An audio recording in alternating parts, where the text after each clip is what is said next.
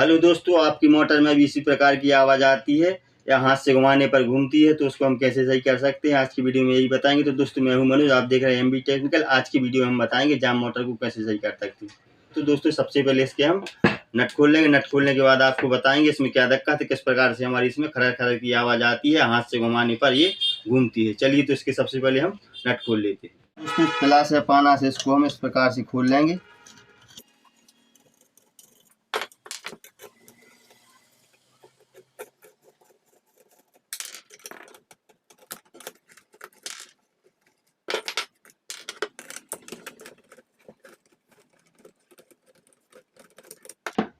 इस प्रकार हम इसकी चारों स्टड निकाल देंगे।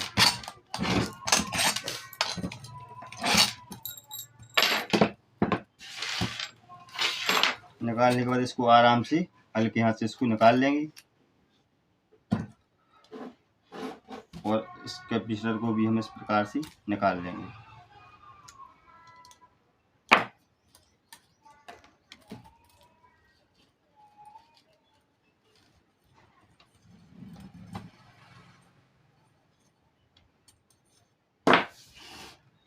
ये मोटर तो हमारी सही है, इसको एक साइड रख देते हैं। चलिए दोस्तों तो इसको चेक करते हैं इसमें क्या दिक्कत है, किस प्रकार से हमारी इसमें घर घर की आवाज़ आती है। आपको बता दें कि हमारी ये शाफ्ट आपको काली काली दिखाई दे रही है, ये घिस चुकी है। इसका घिसने का कारण है कि इसमें आयल इसका बिल्कुल तरीके से सूख चुका है, इसलिए ये सूखी चली है, इस कारण से ये घिस गई है। चलिए दोस्तों तो इसको भी हम चेक कर लेंगे, ये वाला वो हमारा घिसा है कि सही है।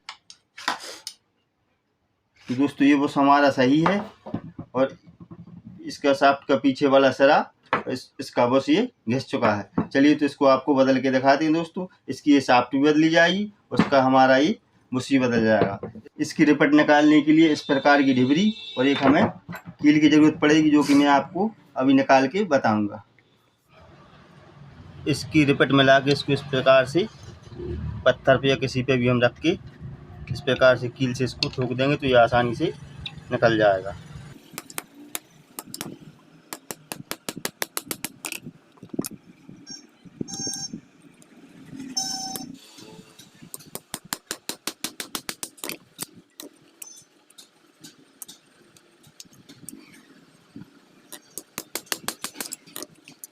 इसी प्रकार से हम इसकी सारी रिपट निकाल लेंगे।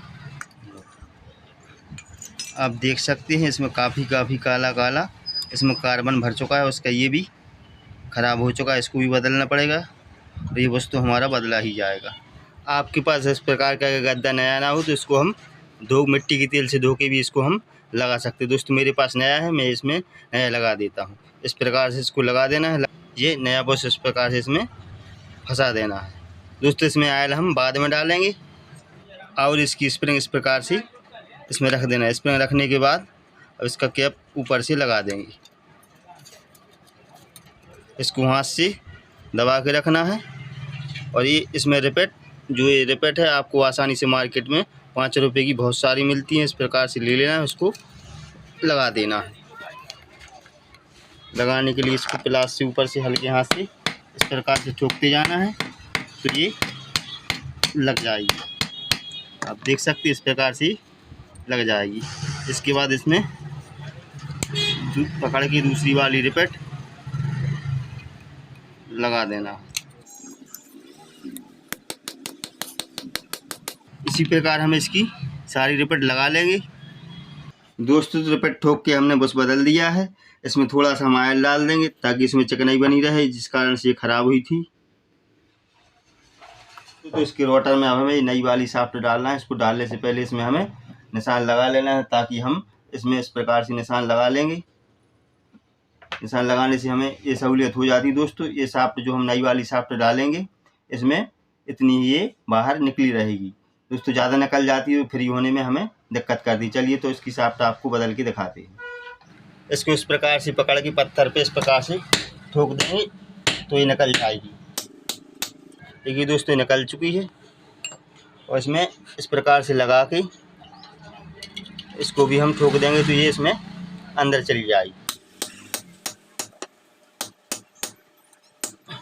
तो दोस्तों इस शाफ्ट को उतना ही ठोकना है जितना कि हमारी पुरानी वाली शाफ्ट इसमें ठुकी हुई थी।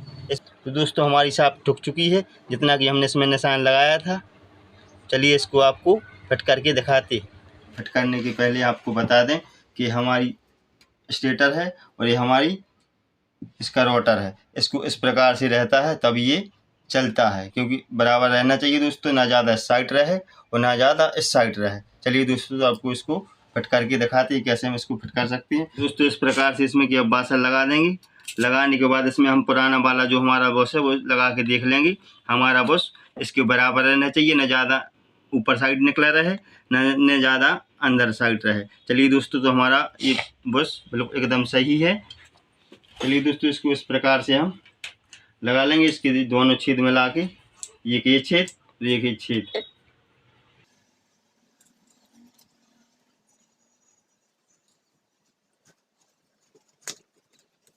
और इसके छेद मिला लें, क्योंकि बाद में आपको परेशानी होगी दोस्तों। ये वाला छेद और हमारा ये वाला छेद पहले हम मिला लेंगे।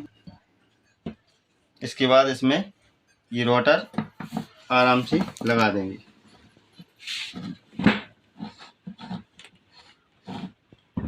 इस वाले पल्ले में थोड़ा हम ऑयल डाल देते हैं, क्योंकि इसका बस सही है। इसका ऑयल सूखा हुआ था तो इसमें ऑयल डाल देंगे तो ये चल जाएगा। इसमें भी हम ये अब वाशर लगा देंगे। ये कह दो कि अब वाशर लगेंगे, अगर ज़्यादा लग जाएंगी तो इसमें ये सही से फिट नहीं होगी, वो कम रह जाएंगे तो इसमें ज़्यादा प्ले रहता है। चलिए दोस्तों, तो आपको इसको फिट करके दिखाते हैं। दोस्तों इसमें हमारा इस शाफ्ट में हमारा ये पल्ला नहीं जा रहा है। इसलिए नहीं जा रहा है क्योंकि हमने इसको पत्थर पे ठोका था तो ये चौड़ा हो गया है। इसको हम थोड़े रेत पेपर से इस प्रकार से घिस लेंगे।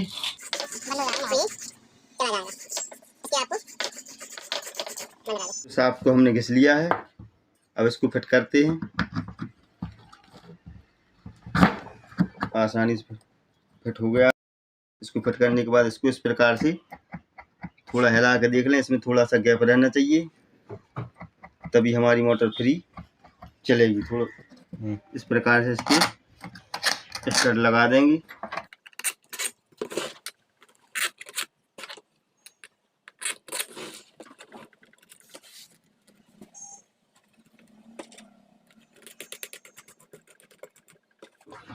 चलिए तो इसको फिट करके आपको चला के दिखाते हैं।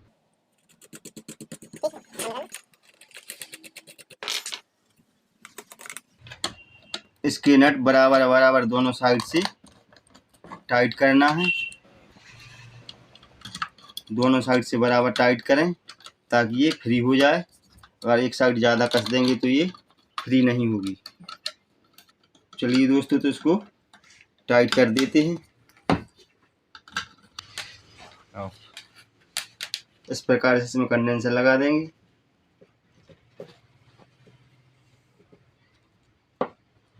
अब इसको हम चेक करके देखते हैं।